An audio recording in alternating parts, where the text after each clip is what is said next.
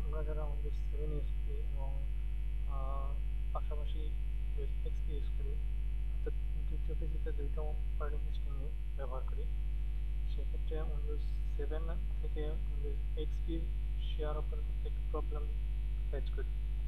সেটা হচ্ছে unknown bad user name আর password, এরকম একটা এরর মেসেজ করবে। আমি দেখাবো এটা কিভাবে সলভ করবে। সলভ করতে হবে উইন্ডোজ 7-এ। সেই জন্য আমাদের যেতে হবে উইন্ডোজ 7-এর রান অপশন থেকে regedit.msc থেকে আমরা যাব কম্পিউটার কনফিগারেশনের আন্ডারে উইন্ডোজ সেটিংস। উইন্ডোজ সেটিংস আমরা পাবো সিকিউরিটি সেটিংস,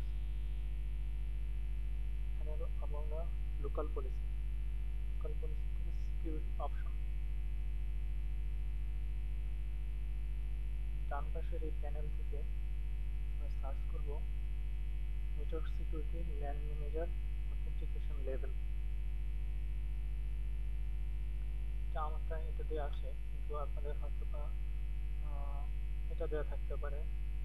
মানে just send lm and ntml use ntlm version 2 session security if negotiated, এটা সিলেক্ট করে অ্যাপ্লাই করে ওকে করবেন।